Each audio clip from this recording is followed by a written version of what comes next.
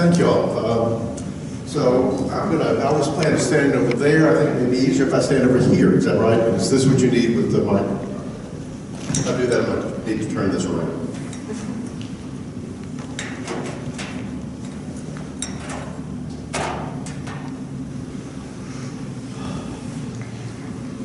Thanks for that welcome, and I appreciate you thinking highly enough about being here last time that you invited me back.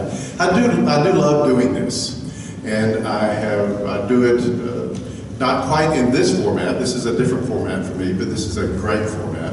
I do it with groups of Synod presbyteries who get together, do it with individual presbyteries. I've been doing a lot of them this time by Zoom, video conferencing them, which I don't like nearly as much because I feel like I can talk like this for an hour and a half about the assembly. I get really excited about it, but I lose the engagement, and I hope that we can engage some. The assembly is an important thing in my life, not just because of my job, but even before.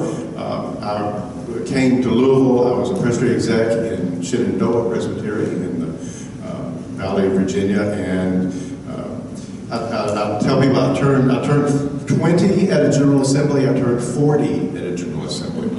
I did not turn 60 at a General Assembly because they meet every other year, and I'm born in an odd number year. But it has been very much a part of my life for a very, very long time. Why are those of you who are commissioners or advisory delegates or alternates are coming to this assembly? Raise your hand. So is there anybody here who is here just out of interest? Yeah, okay. So why? I know why the other people are here. What is it you came particularly interested in today? In past years, as a pastor, sometimes I felt blindsided by issues that came out in the press, and I would have a lineup of people outside my office by Thursday morning upset about something. And it's helpful for me to know in advance what some of those issues may be. Prepare. Bingo, because the world's worst thing is to be standing at the door on Sunday when the assembly ended on Saturday, and you get hit by somebody who has been given all of the talking points about something, and you have no idea what's going on. And so I really appreciate your interest in that. One of the things that we are trying really hard to work with on that at this assembly is encouraging you to subscribe to the daily assembly newspaper, which comes out online. And I hope you have done that. At the last assembly, the gotcha, none of us saw coming. And that was the Muslim prayer. We in the assembly did not experience that in the same way as it got twisted, but it sure hurt a lot of people, and hurt a lot of people who got blindsided. So good. I hope we begin to get some of that, but I've got to warn you. Never know. That Muslim prayer was written a week before the assembly and added at the last minute, and it wasn't, or the plan for it was, and so we never saw it coming. What is it? Basically find out what's going on. I haven't heard too much about GA. Which is good and bad, yeah. Yeah. Good. Same kind of thing. Good. So, since 1851, a General Assembly has met in St. Louis for 15 times. That's all of our antecedent churches, the Northern Stream, the Southern Stream, the Cumberland Church. And in fact, besides Philadelphia, it's the second most common city for a General Assembly. What do you think the first most common after Philadelphia is? Pittsburgh. You're one of the first groups who ever gotten that right first. And think about it, for most of the history of our country, for most of it was the frontier. And then the frontier became St. Louis. That makes sense. And so it was that place where the frontier could come together with the East Coast.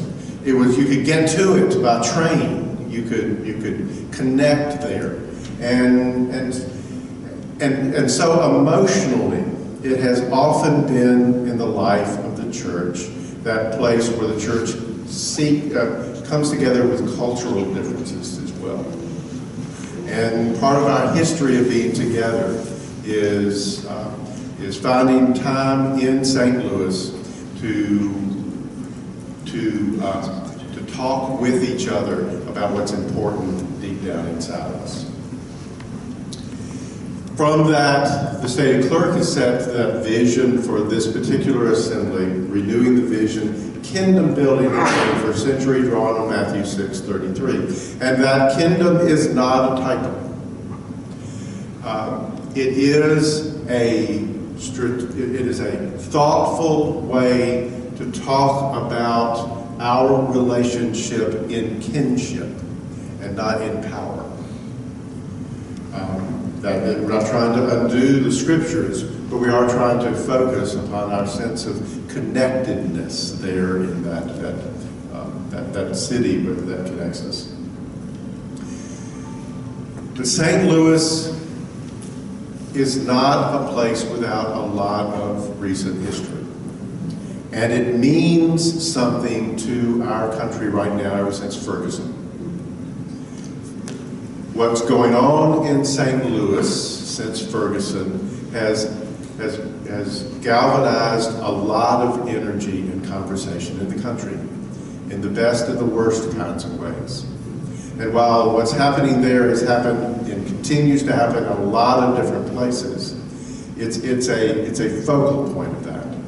And about this time last year, we began to hear a lot of comments throughout the church saying, you have no business bringing people to St. Louis, to bringing our resources and our money there, and asking especially marginalized people to come and to be there. And that began a very important conversation about where we should be for a General Assembly, and a further commitment to being there. And part of that was best expressed by the folks in St. Louis themselves. Whenever we have an assembly, we organize, or the host presbytery organizes what we call a COLA, a Committee on Local Arrangements, COLA. And as we started having this conversation, the COLA joined us in that conversation. And they wrote the church, a very articulate, wonderful expression of invitation to get there.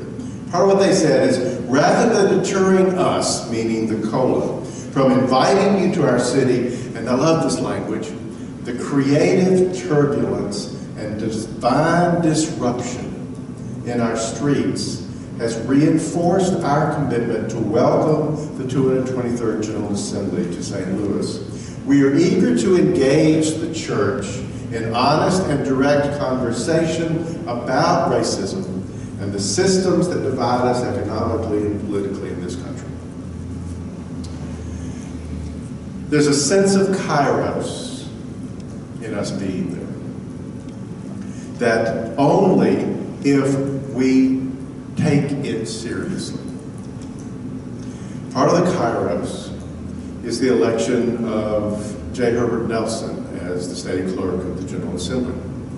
This will be his first assembly as the state clerk. He comes to this position not as a state clerk, not as a constitutionalist, but as a political activist. He came from the political office in Washington.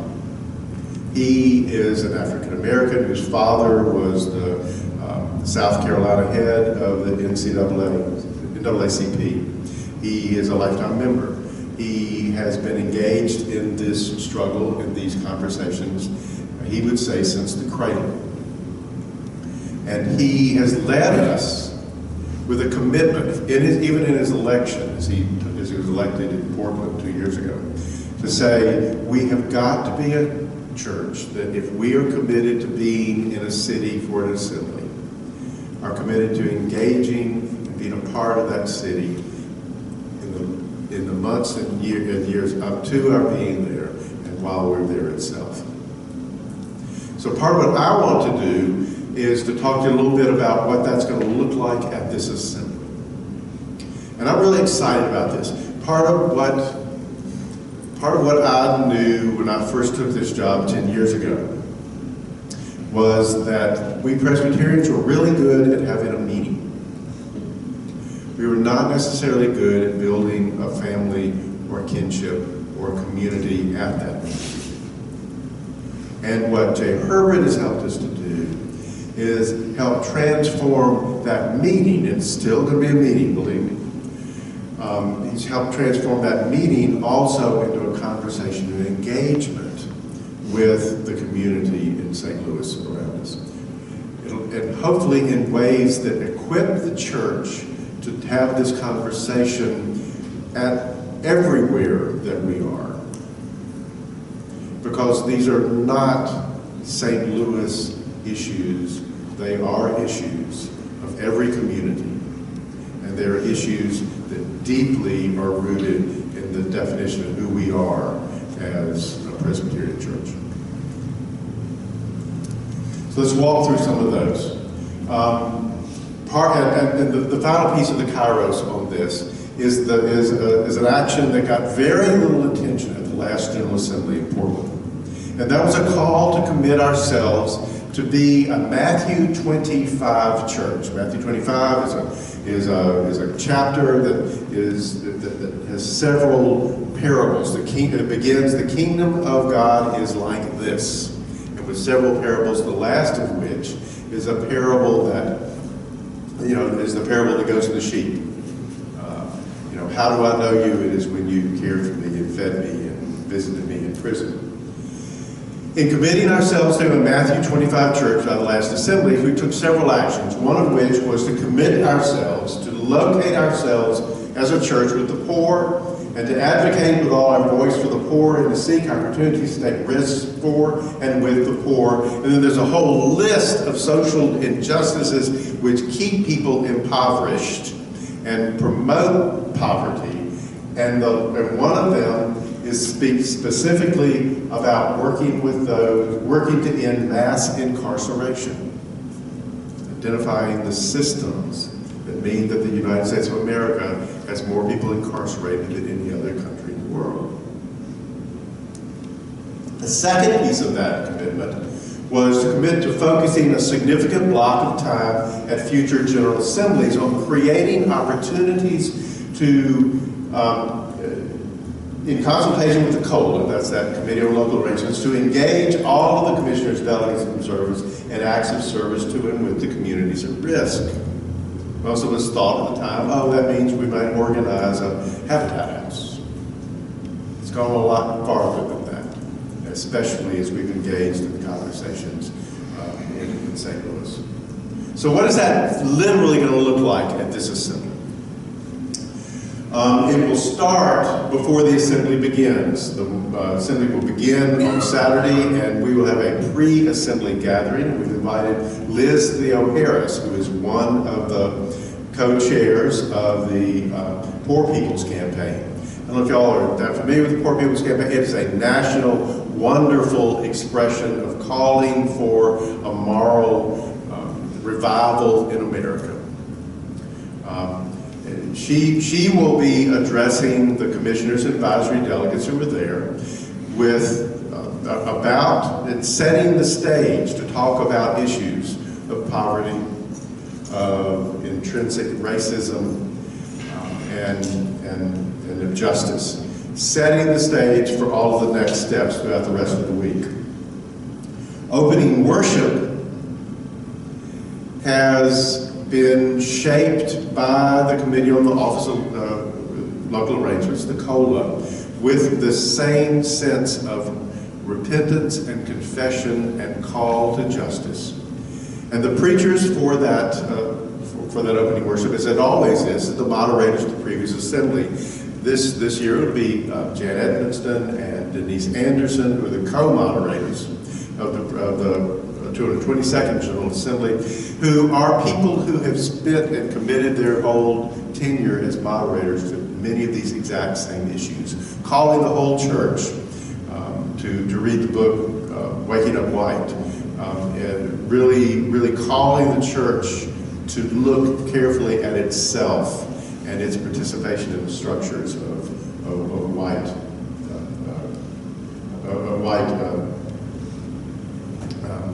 white supremacy and privilege. The offering to that opening worship identifies one particular issue that is very important, especially in the conversation in Ferguson and in St. Louis, and that is the modern expression of debtors' prisons. That is the institutional reality that so many of our communities fund their civic government through fines against basically the poor, and about the additional fines of incarceration that go with that. So that somebody who is stopped for having an expired license plate gets a summons to appear in court to pay their fine. If this person is working a minimum wage job, they have to choose either get fired from their job for not being there, and go to court and pay the fine if they've got the money, or don't go to court, and then they have a bench warrant against them. They get arrested and put in jail and held there until they can pay the fine and their expenses for the court and for being in jail. It is a system that for instance, paid $200 million into the coffers of Chicago. It is a system that in some places means that if you are put on probation, the probation officers are not government employees because it's been sent to private firms who can then charge the person who is on probation for every blood test they get, for the manacle they put around their ankle. And these are all people who've yet to be convicted. So the offering, in cooperation with some organizations in St. Louis, will go to pay the bail and free people who are in prison. It will go and allow people who are unable to work to get their bail paid because they're in prison, are unable to take care of their children at home because they've been incarcerated. It will allow them the basic freedom to become law-abiding, free people again. And this is nothing new for the Presbyterian Church. 1848, a free black man found himself arrested in St. Louis for riding on a steamboat down the Mississippi while black. He was accused of being a runaway slave. He was thrown into jail in St. Louis. While he was in jail, he was able to get people to send the letters, the certifications, and proof that he was not a runaway slave, but was a free man. Those papers were delivered. The jailers said, yes, you are a free man, you may go, but only when you pay the cost of your incarceration. Word got out about that in his home. They collected money for him there. And because they were Presbyterians, contacted a white Presbyterian church in St. Louis. Their pastor explained the situation and said, will you take this money and buy this man out of prison? 1848. We've been engaged in this kind of ministry ever since, for a very long time, in the same place in St. Louis. And it's going on in so many of our communities, and this is the beginning of a witness of that. So, opening worship We'll engage in continued parts of this engagement, that offering, and by the way, we will be making it available for people who are not at that worship service to contribute toward that offering. And then on Monday and Tuesday, we have invited to be our Bible study leaders, Dr. Deborah Krause, who's the academic dean at Eton Seminary, and Raj Nadella, assistant professor of New Testament at Columbia Seminary in Decatur, Georgia. Dr. Krause, Eton Seminary is in St. Louis. She has been involved in the street demonstrations since Ferguson first happened. And I've heard it said by several people that among the Black Lives Matter folks, the people who have engaged in those street demonstrations from the beginning, that she is the white clergy person most trusted by that community, because she has truly been a part of that. Raj Nadella, because of his immigrant status, has also has insights in what it means to be engaged in our culture and in our church. And they are profoundly great Bible teachers to talk about how the gospel calls us to some of these very same issues. Another opportunity for engagement in some of these issues will be on Monday, as those who are able are invited to an area of the convention center to make sandwiches for the homeless with the homeless. They're inviting people from that community to be a part of the sandwich making, and then those sandwiches will be distributed. There'll be a special prayer vigil for peace going on that night for those who are able to be involved. There will be a public witness on the streets outside the convention center with in solidarity with our migrant neighbors, sponsored by the part of the church, with part of the Office of General Assembly. This will be engaging and equipping people for migrant ministry. And then at 3 o'clock on Tuesday, all of those who are free and able and interested to meet with the state clerk, as they will march from the convention center to the steps of the jail with the offering that was collected on Saturday, and present to the courts the money that will be used for those bail repayments. A public expression, physical public expression of witness with them. We are working with organizations who do this in St. Louis, and they will help guide how that money then gets shaped. They have a whole process of interviewing and vetting the people who are identified to receive that bail money.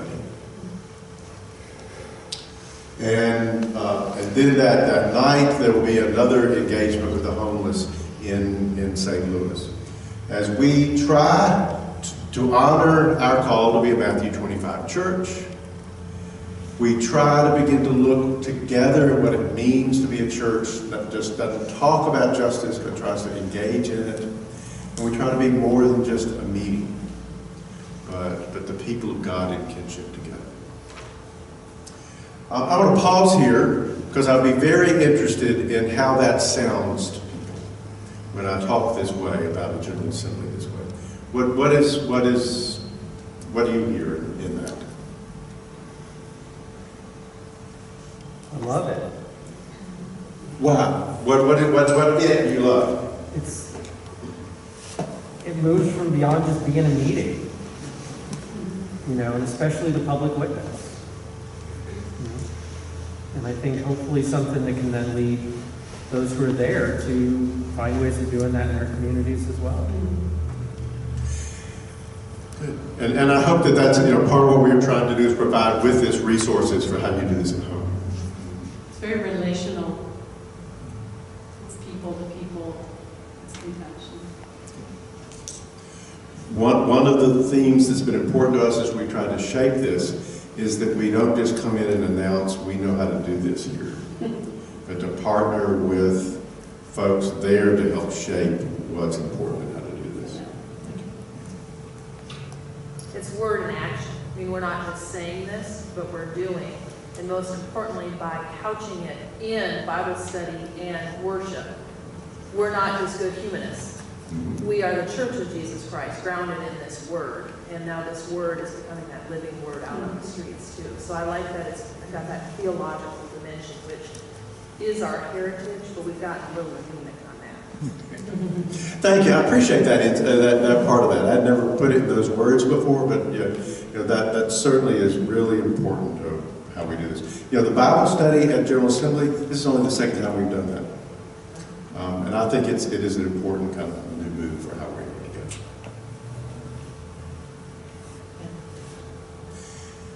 Well, I appreciate those comments, and I appreciate any side comments you got on that, because it will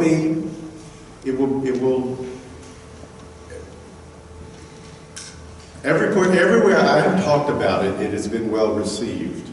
I'm not foolish enough to think it will always be well received by everyone. But I think that it's going to be an important part of who we are as we go forward. And, fascinating. It's just going to be fascinating to watch how it works itself out and how we hear about it there.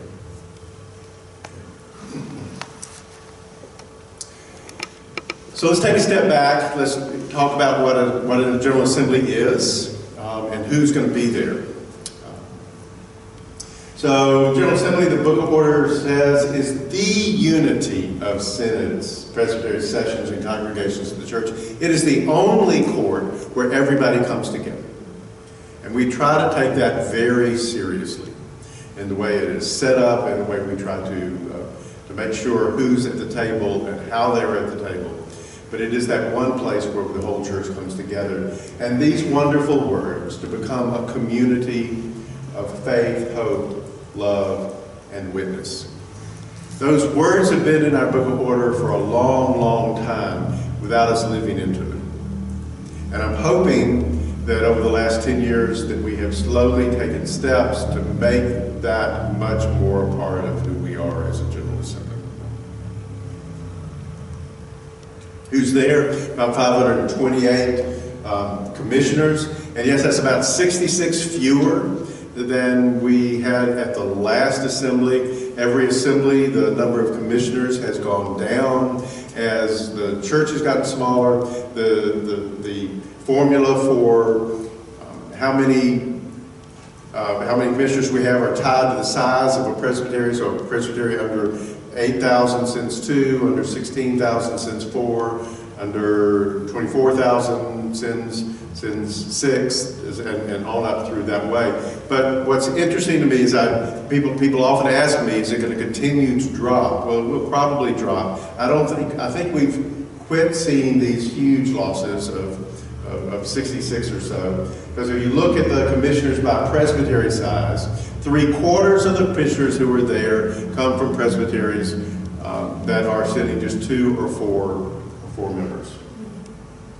And the biggest drop in the biggest number of those 66 came from presbyteries who moved from that 24,000 membership to the 16,000 membership group. And those presbyteries are not going to move down to the 8,000 group. I don't think there's going to be much more movement. But I also want to point out what this means about who's there with you. It sometimes feels like everybody who's there is from Atlanta or Houston, which sends 12 commissioners, because that's who you keep running into. But in any particular vote, 3/4 of the people voting represent the smaller presbyteries of our church, who represent about 80% of our presbyteries. Which it's somebody who has most of my ministry been in presbyteries these kind of sizes. I found that very reassuring. that this is where the presbytery votes are coming from. We're also about 183 advisory delegates. The church is committed to making sure that at the table are not just teaching and ruling elders from our churches, but that there are other voices that must be at the table anytime we're together in discernment. And so we have youth advisory delegates, about 150 young adult advisory delegates, we call them YADs, young adult advisory delegates, one from every presbytery. There are 16 theological student advisory delegates. We've made a change in this assembly. It used to be that the Presbyterian seminaries would each send 2, and they would just notify us who was coming. We opened it, the reality was that doesn't represent the majority of our candidates for ministry, because the majority of them are not going to our traditional Presbyterian seminaries. So we opened it up, and instead of the seminaries appointing them, we opened it up for applications, so that anybody who was a student at a seminary who was under care of their presbytery as a candidate for ministry, had at least 1 more year after the assembly before graduation, could apply. It's still weighted heavily toward students from our traditional Presbyterian seminaries, but it has allowed us to take somebody who was at Vanderbilt, or somebody who was in Cincinnati, going to a non-traditional Presbyterian, not a traditional Presbyterian seminary, because they were working in a job and they just couldn't do that. But they were under care of their presbytery, so that it was not, if the presbytery was engaged in blessing whatever seminary it was that they went to. And so we think it's an exciting kind of change in who's there. There also are some missionary advisory delegates, MADs we call them, and some EADs, ecumenical advisory delegates. They come from our partner churches all over the globe, some from the U.S., mostly from outside the U.S. Each assembly decides which churches will be invited to send EADs to the following assembly. Advisory delegates have voice and vote in committee and voice on the floor of the plenary. So their vote is very important as business goes through committees, and their voice is very important on the plenary floor, and yes, they do talk. We identify 2 microphones just to make sure that they have, that we know who can speak, and that we are visiting those microphones often enough to make sure that voice is expressed. There also are any number of ecumenical and interfaith representatives, people just who are interested from other churches to come and to sit and observe. They don't have voice and vote, but they are there. There are a mess of staff and volunteers that make this thing happen. And lots of volunteers are people who believe in the assembly, want to be there, put in the time, not only people from St. Louis, but people all over the church who come to every year. We just could not do an assembly without the volunteers. Presbyterian Synod staff are there to observe, to help, to often to help volunteer as well. There are people with lots of interest in the assembly, and the business is coming before the assembly. They're there because they want to monitor something that's happening. And then we hired somebody the other day to work in a temp position for this assembly whose family takes a vacation every 2 years to go to General Assembly. Her whole life, she has grown up going to General Assemblies. And because it's because they love it, I guess. But she has her own kind of understanding of what happens in the assembly, and she's been a great gift to us. We expect anywhere from 3,000 to 6,000 people at some point will be in the doors.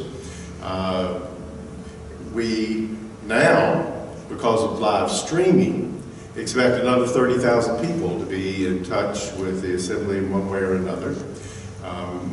We find that certain debates, especially the ones over the Middle East, get coverage all over the world.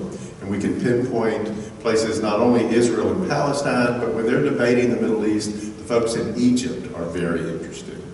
And people will watch those, and it's really fascinating to see the comments. One of the other changes is, we often find the Washington Times or Wall Street Journal will have an article about something going on. They used to send reporters. Now what they do is they watch. And we find that has actually created a better coverage because they actually saw the debate and are not just hearing about it or hearing reported on it. I do want to introduce you to J. Herbert Nelson, who's a clerk. Somebody pointed out when I started using this picture that neither one of us looked like we want to be there. So I tried to find a better picture of J. Herbert. J. Herbert is a son of a Presbyterian pastor, has been a pastor, a new church development minister in the downtown tough neighborhoods of Memphis. He has been, like I say, in the Washington office before coming to be with us. It has been an honor to get to really work with him and to see what his vision is for this assembly. And it's been fun to after having felt like, as I told him one time, I said, I thought I knew how to do an assembly. And then you showed up. And every time I turn around, you're telling me to do it in a different way. And so far, he's never asked me to do something that I didn't think he was exactly right. But it's going to be fun and interesting to see how all of this works. All of us work for him, and this is his responsibility, and so his vision is certainly right in all of that. What happens, those of you who have been to an assembly, I'll be marching through the stuff probably what draws you to the assembly itself. We do a lot of worship.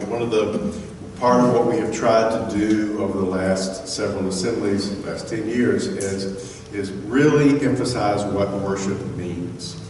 And doing that in a couple of ways. And one way is that we have really begun to start the assembly with worship.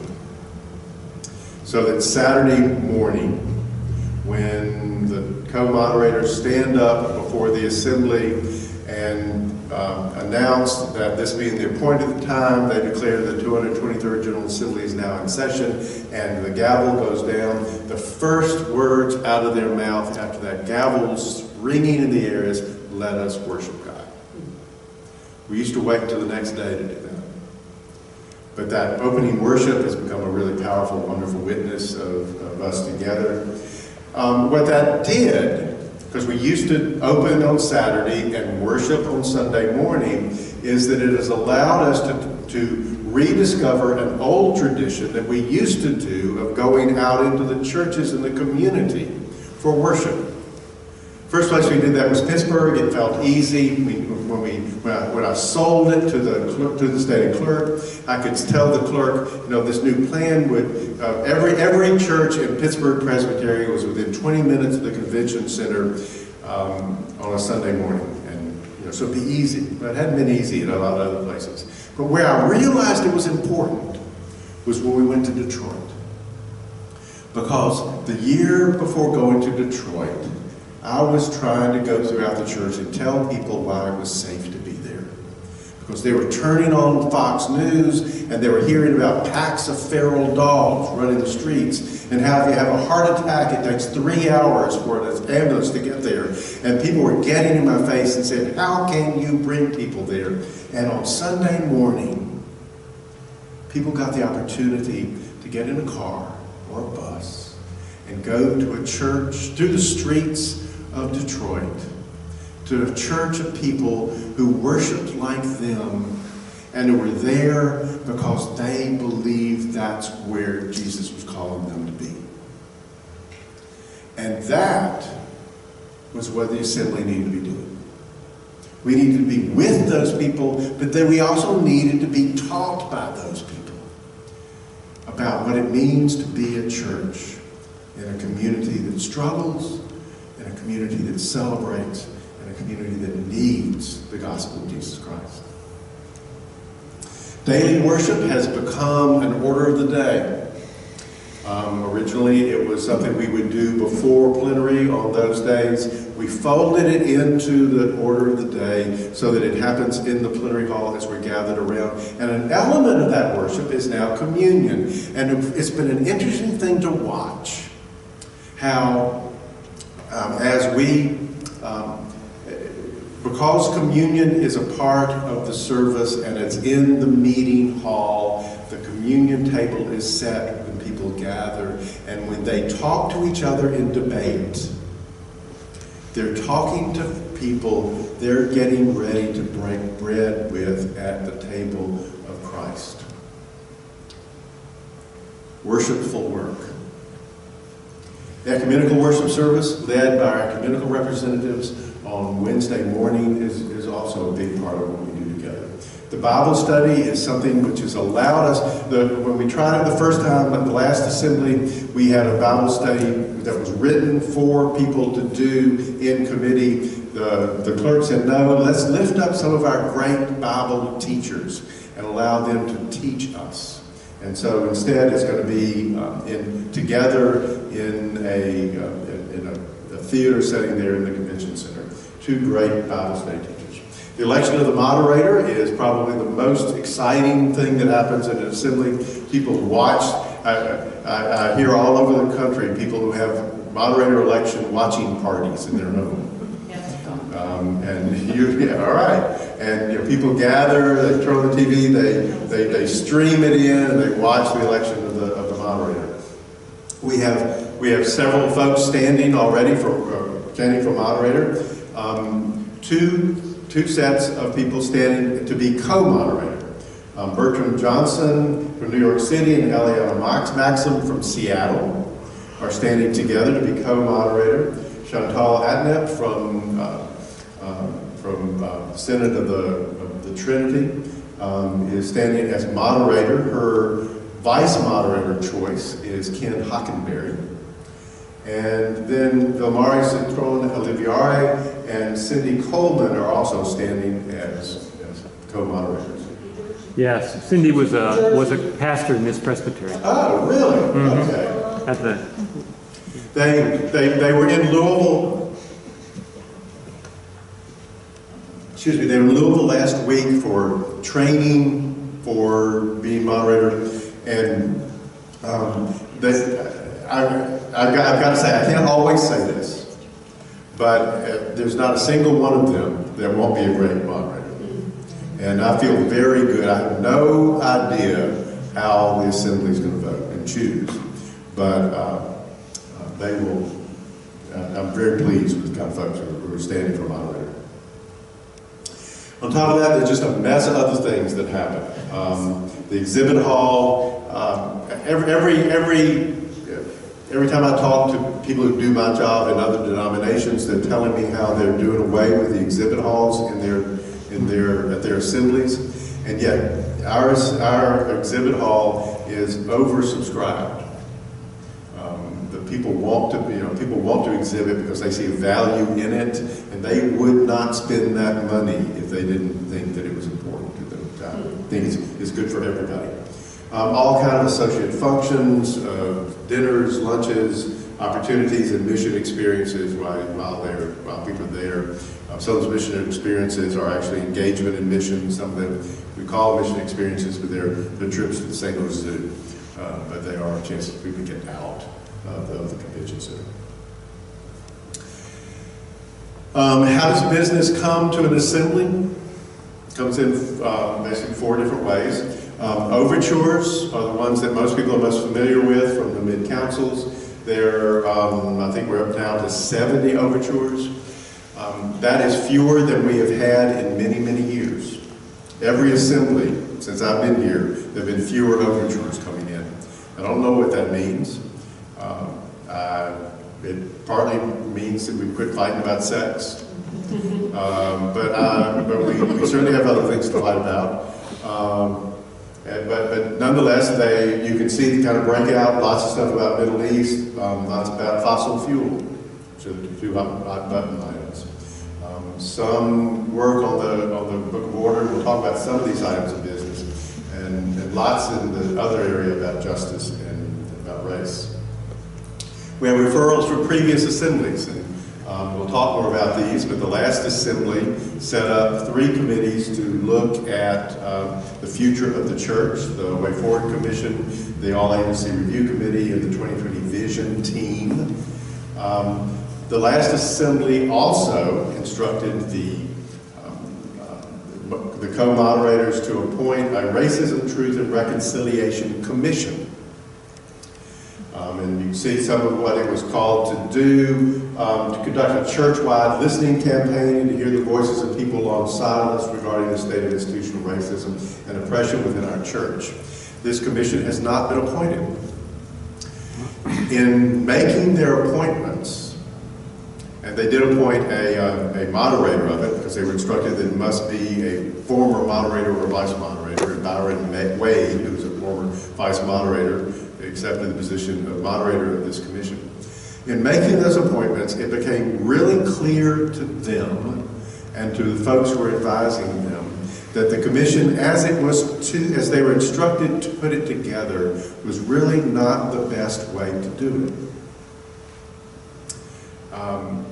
For one thing, the one piece that I hear them talk about most is that it put the onus of fixing racism on people of color and not on we who are white and are the folks who perpetuate it.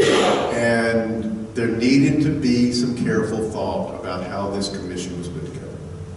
So I've asked them to come back to this assembly and share with this assembly what they learned in creating in the tasks they were given, and see if this assembly can reboot this process in a way that may be more helpful to the church to deal with these issues. Third way that business comes to the assembly is reports and recommendations from agencies and committees of the church. The permanent committees, everything from the advisory committee on social witness policy makes recommendations. The agencies like Board of Pensions brings back recommendations and reports. That's the normal stuff of what a business does. And finally, commissioners' resolutions. Any 2 commissioners together can bring a new item of business to the assembly within the first 24 hours of when the assembly convenes. There's some parameters. It can't be about a constitutional issue because that has to be introduced to the church 120 days ahead of time. It can't be about a piece of business that we've dealt with in the last 2 assemblies. That keeps us from continually bringing back the same thing. Or thirdly, it cannot be about businesses already before the assembly. If there's a piece of business about painting doors red and you don't like the way it was written, you can't have a commissioner's resolution that just simply says it needs to be red and white if you can make that change by the normal course of amendment. So there's some parameters, but commissioner's resolutions do come. We had 16 commissioner's resolutions at the last assembly. Once again, we used to get 70 or 80. I don't know why they're going down, but maybe we're focusing ourselves better. The final thing I want to do, and since I talked a little bit longer than I wanted to, is I want to walk through these things. I want to walk through 10 items of business that are coming to this assembly. To let you know they're coming. They may be the stuff that you get hit with at the door of the church on Sunday morning. It may be not.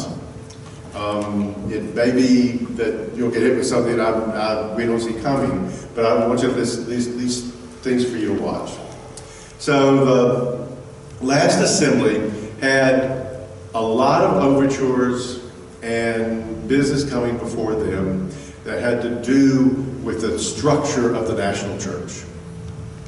There was a report from a review of the Presbyterian Mission Agency. There was a report on a review of the Office of the General Assembly. There were overtures calling upon us to merge those, to study this process. Several different, lots of interest in how we structure ourselves. So the assembly created 2 committees to look at the structure of the church. Couldn't just do it one, had to do it two. The good thing is those two committees are coming with basically a unified report. One was something called the Way Forward Commission, and the other was the All-Agency Review Committee, the AARC, we call it. They are coming with a recommendation that talks about our inclusiveness, about our translation services. It redefines, it speaks to the role of stated clerk. The stated clerk is not just one more agency head, but has a particular role to speak for and to the church. Excuse me, and in relationship to the other agencies. But the most controversial piece of it is also the hardest to understand. Everybody in this room, I think, probably knows that the congregation you're a part of is incorporated, right?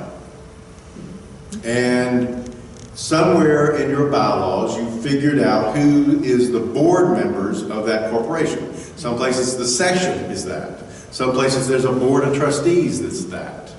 There is a Tinkling Spring Presbyterian Church Corporation. Presbyterian, there's a corporate expression of that. Synod has a corporate expression. There is a corporate expression of the Presbyterian Church. It's called the Presbyterian Church USA, a corporation. We call it A Corp.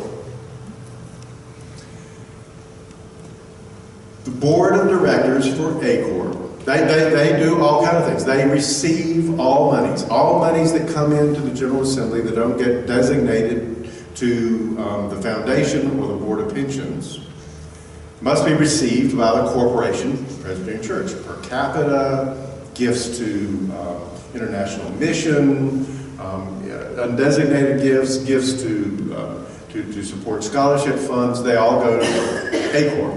A Corp has the treasury, and they do the treasury work. They are the employers of the lawyers for the Presbyterian Church. They own the building that we're in. They provide services in that building. They are the corporate body of the church. The members of the board of A Corp are the members of the board of the Presbyterian Mission Agency. One agency is both a mission agency and the corporation. Over the concern that the Way Forward and the All-Agency Review Committee have identified is that the tail wags the dog. And their vision is that they re-identify who sits on that board so that it has instead representatives from all of the 6 agencies of the church and the General Assembly and Presbyterian women. And that, with the idea that frees the Presbyterian agency, mission agency, to be a mission agency. The Presbyterian Mission Agency has taken great umbrage to this and are bringing a counter proposal. I'm fascinated that I can tell this story and I got nods instead of I don't know what the world he's talking about. So this is going to be. This is really internal fight stuff. And it's going to take a lot of energy. In an assembly that tries to talk about mission and ministry, justice and engagement, we're going to spend a lot of time doing this. I've spent a lot of my life doing that, about the last 2 years doing this. Because I staffed one of these committees. But this is going to be a lot of what this assembly is about. And 98% of the Presbyterians in the pew could not care less. For good reason. Because if we do it right, all it is the utility that lets us do our mission. But if we do it wrong, it becomes the anchor that holds us down. That's one piece of business that we're in. So, The AARC and the Way Forward Commission were tasked with looking at the structure of the church. The last assembly also created the Vision 2020 team to look from the balcony at what we're really called to be as a church. And they were going to be bringing an interim plan, a guiding statement, and asking the church to engage more in what that what that guiding statement will be as they bring their real report to the 24th General Assembly in 2020 in Baltimore. So the 2020 is not just being able to see clearly, but it's also tied into it. Fossil fuels are passionate, or a passion for two kinds of people. People who are very concerned about global warming and the issues about the future of our planet, and people who are very invested in the fossil fuel industry. And those two folks don't always see together. And we Presbyterians have lots of both of those. Especially it's a generational divide. There's a lot of passion in the younger part of the church for this issue. There's a lot of passion in Houston for this issue. And for that reason, it's something that we'll get. It primarily focuses on whether the church will invest its money in companies that engage in the promotion of fossil fuel industries. Israel-Palestine. Being a naive, foolish man, I thought we were over Palestine, Israel. When we first started, because the committees that we set up for the assembly is something that I have to decide this summer, pretty much this time last year. I was guessing that immigration was going to be really important to us, and Israel-Palestine was not. Immigration, and so I had an immigration committee planned, but not a Middle East committee. I had to make that change about 2 months ago, because we have almost no business about immigration and lots about Middle East Palestine. It's still very much on people's minds and hearts. And as we're having riots now and lots of Palestinians being killed, as the walls continue to be built, as the government in Israel have become clearer and clearer in their own vision of who they are and what they want to see as the future, it's become more and more of an issue. And it will be continued debated by the General Assembly. I talked to you about the Race Reconciliation Commission. This is going to be an under-the-radar kind of thing. Did I miss 5? Yeah. We're missing 5. We're missing 5.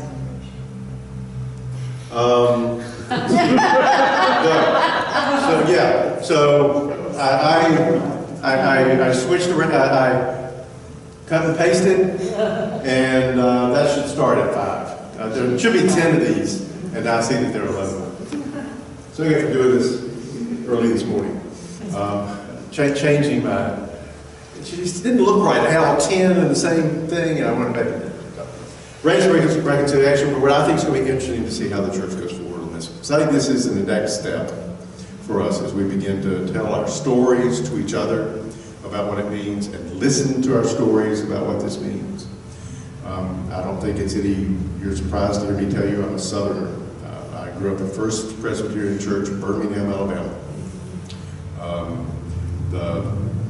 It was while my father was pastor at that church that they changed the sessions rule that if an African American came and tried to worship, they were to be sent away. It's that recent. But it was, I'm kind of proud of that about my father because it was a big deal. But that pride is misplaced because we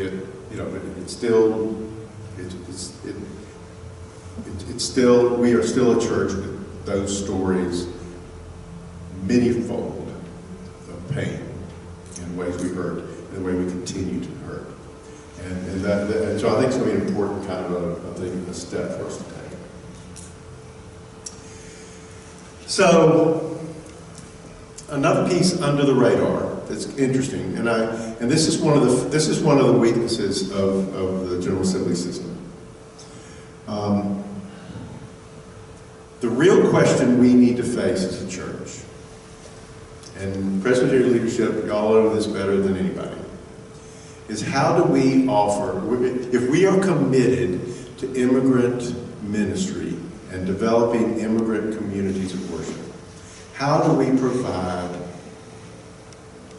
leadership for those communities that represent the communities themselves? How do we empower people in those communities to leadership?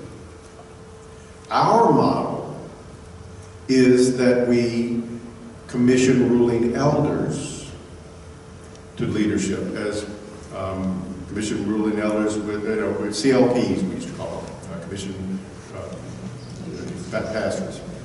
The problem with that is that the immigrant community isn't able to elect elders, ruling elders. And so the only ruling elders we've got are members of non-immigrant communities. And how do we bridge that? So Presbyterians have done all kind of creative ways to get to work at that. I was recently at a meeting of Seattle Presbytery where they examined a ruling elder to be commissioned to an immigrant community from where were they from? From Ghana, Ghanaian, and he had the best examination. He taught us more Reformed theology. It was just this great celebration. He was from that Ghanaian church. He was from that community. He was a part of that. But the only way he could be commissioned to do that ministry was for one of the suburban churches to take him as a member, elect him an elder, and then send him away. That's not really our polity. I think that's what they needed to do. I celebrate the fact that they did it, but we've got to find a better way to do it. So there is an overture asking us to see how we can change the way we elect ruling elders, and it's going to be debated as a question of constitutionality and not a question of mission. Because of the way it was written, it ends up being a polity issue before the assembly. That's the weakness. And I wish there was a way, and my hope is that if I give this speech often enough, somebody is going to get to that assembly and reshape it and put it in the right place and get the assembly to talk about the real issue, which is how do we provide leadership, authentic, real Presbyterian leadership to those immigrant communities. There has been a lot of interest in strengthening and making standard family leave policies for our pastors and church workers. Once again, the tool they're using for it is not necessarily appropriate, but the discussion is very appropriate. One of the overtures instructs the Board of Pensions to require this. Well, the Board of Pensions can't require this, but the conversation is there, and hopefully in that conversation, the right answer will rise to the top and come before the assembly. Per capita. Per capita funds the work of the Office of the General Assembly. Some of the things it goes into is the cost of this General Assembly. I sure love the fact that you said this is your per capita dollars of work, because this is. I'm sure that if I was to ask you to pay my way in my hotel room night, you probably would do that. May or may not, but I love the fact I don't have to ask. Because it's part of my job. It should be part of my job. It should be part of these per capita work. So, per capita pays for the cost of the General Assembly. It pays for constitutional services that it offers support for the presbyteries and the mid-councils. It pays for our ecumenical witness, per capita does, and engagement through the World Council of Churches, the National Council of Churches, the World Council of Reform, Congress of Reformed Churches, and our ministry to other denominations. It funds our Presbyterian Historical Society, which is in Philadelphia and is the largest repository of genetic of church history in the country, except for the Mormons. And the Mormons have a permanent office in your Presbyterian Historical Society, because they are gleaning every bit of information they can get out of your sessional records. It helps pay for our immigrant ministry. We provide 2 immigrant lawyers who are really great resources throughout the church for that ministry. And about 14% of it pays for the administrative cost of doing mission. It goes straight to the PMA, to the Presbyterian Mission Agency, and pays for their board meetings, and pays for their executive director, and some of the expenses that they have doing mission. For the last 5 years, there's been very little increase in per capita, but there's been a significant decrease in the per capita income. There are fewer capita. And that has made a real difference. So that the budget of the Office of the General Assembly has gone down several $1 million over this time. J. Herbert Nelson, in visiting throughout the church, I think it was 178 visits he made last year, became convinced that the church was calling for the Office of the General Assembly to engage more clearly in the life of presbyteries and congregations than it has in the past. Partly that's a representation of the fact that so many more presbyteries are staffed by part-time people, part-time employees, and full-time people. Try not to do that. So there's a lot more engagement, and also engagement in teaching and educational opportunities for everything from teaching CLPs to teaching state clerks to enabling congregations to how they organize. That costs a lot. And so he has cast a vision for an increase per capita, a 30% increase in per capita. That's real. And the people, the place where it hits, congregations don't pay per capita. Presbyteries pay per capita. They collect it from congregations. But they, and for that reason, while we may have a per capita rate, we have to build in, at the last budget, we had to build in $1.17 million of uncollected per capita. Presbyteries who cannot or will not pay their portion of the per capita budget. Our presbytery pays every dollar of it. Bless you, bless you. All the more reason why I'm glad I'm here. And I've been at Presbytery Exec, and I know the pressure. So this is going to be a real conversation about the value and the meaning of per capita.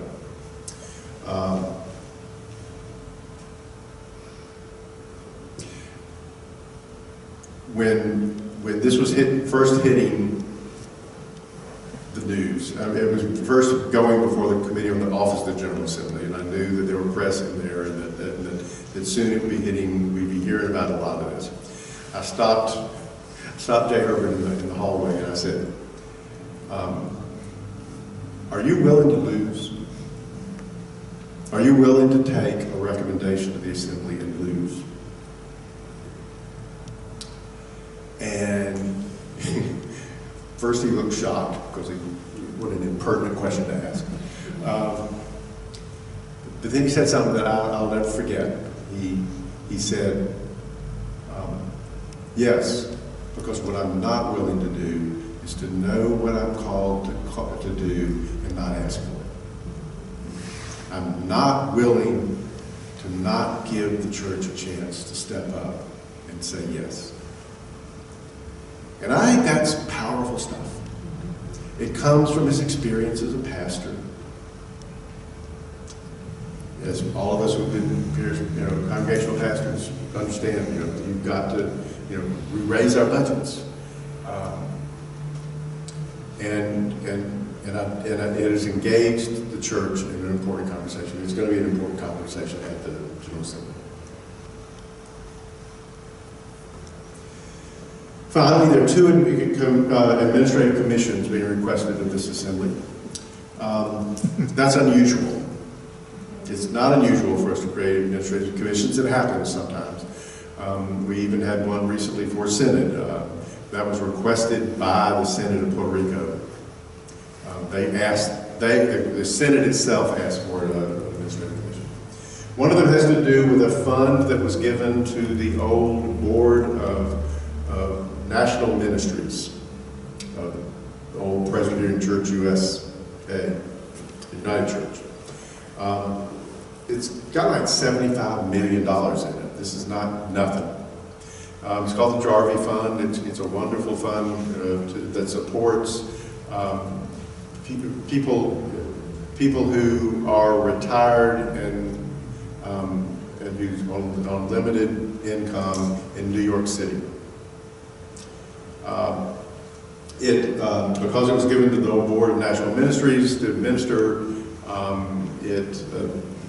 that became the Presbyterian Mission Agency several years ago. They turned it over to the Presbyterian Foundation. South Foundation would be a better place to be administering this. The people in New York are very unhappy with how all of that was handled. They have asked for some help and some engagement and some conversation about that, and they are now asking for an administrative commission to be appointed by the General Assembly to look into what this is about. If they're at the point of asking for an administrative commission, it means we're in a level 3 or 4 fight. And that makes it hard. The administrative commission for the Synod is for this Synod. And I won't be the one to talk about that. I know y'all can have the conversations about that too. These will be hard conversations to have in a General Assembly. What an assembly does feel committed to doing, though, is to trying to provide a place to help, and they will be wanting to hear, can we help? Can us getting involved be positive? And the commission see how they go forward with that. So I told you I could rattle on forever. So this is the Committee on Local Arrangements for the General Assembly in St. Louis in 1908.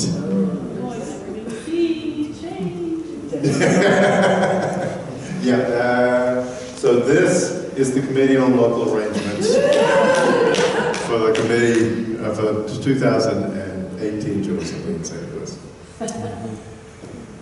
We are a different assembly. We're the same assembly. It's fascinating to see how it all kind of fits it together.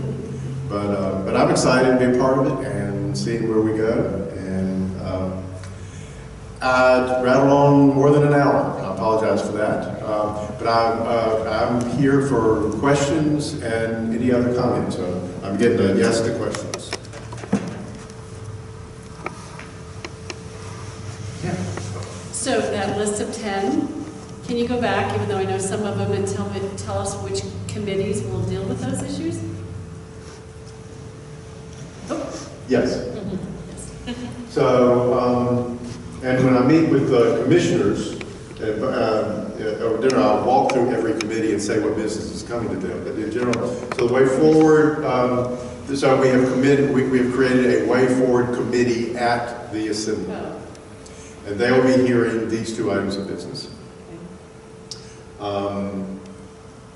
That part of the instruction. Yeah. So as I said, which committees are at an assembly? Every item of business comes to the assembly, gets assigned to an assembly committee. Every commissioner advisory delegate is assigned to one of those committees.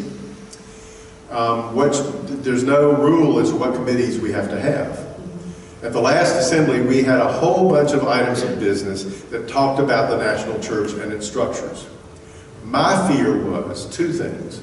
One was that each one of those items was going to get assigned to a different committee, get a different solution, and there was no comprehensive answer. And secondly, I was afraid that what we were going to try to do was fix the past instead of thinking about the future. So chose the name Way Forward as the name of the committee we created at the last assembly to hear all of this, to get us thinking that this is about where we go, not about where we've been. So we've got that assembly, that Way Forward committee recommended to the last assembly that we insist that there be a Way Forward committee at this assembly.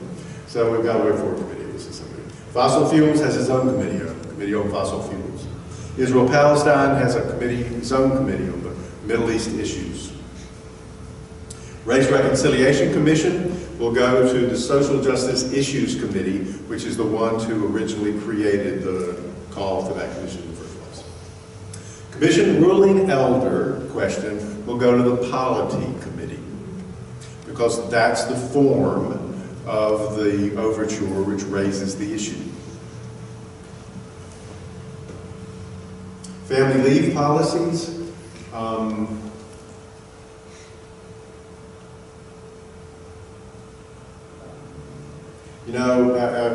going blank because we debated this so many different ways, because again, the problem is the form they were in.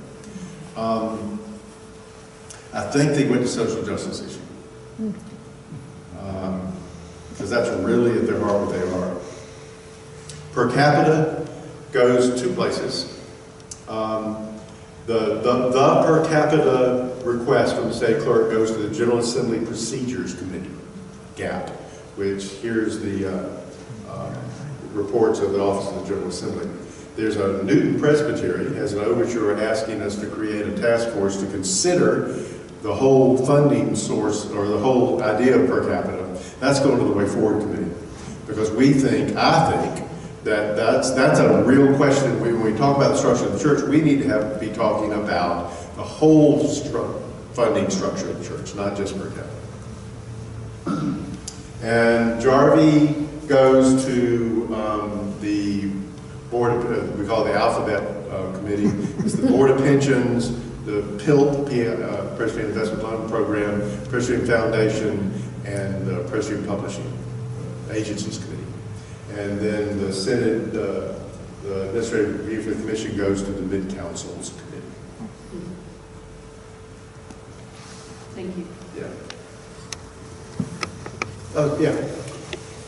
Based on what you were saying before you started breaking down the 10 items of business, I had the impression that you sort of thought this might be a less litigious assembly than in previous years.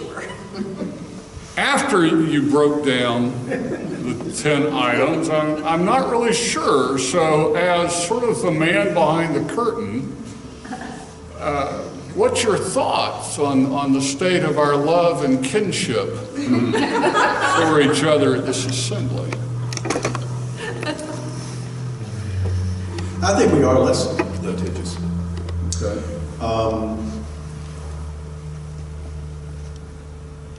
I sat on the platform for 3 assemblies that fought the ordination issues. And then I sat on the platform at assemblies after that was all done. when that's no longer, there's not a single item of business which re-raises that issue. And the tenor was different. Yes, there's going to be some litigiousness, there's going to be some arguments, but it feels like it's more sense of family having that conversation.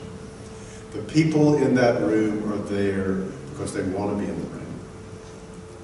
The people who were waiting to leave have left. And I used to say about the folks in Mississippi, I've got lots of family in Mississippi. Every Mississippi town,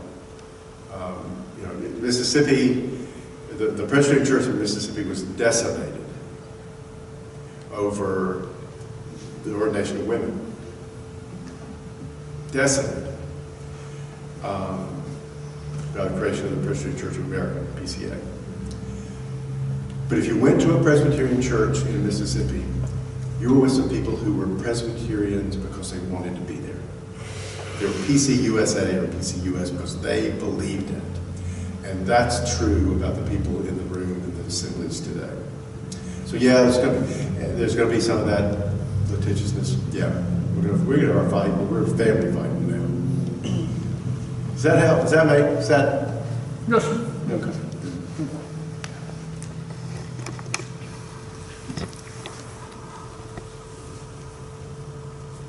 Well, let me say again, this has been fun. I appreciate your attentiveness. I appreciate your feedback. Some of that's been questions. Some of that's been when I asked you what you thought. Some of that's just been the way I've seen nods. And it really means a lot. I appreciate it. And I'll be around. I'm going to stay for dinner. I don't know when we start with that, but I can, if you have other private questions, I'll be glad to talk about that too. Thank you. Thank you. Thank you. Thank you so much.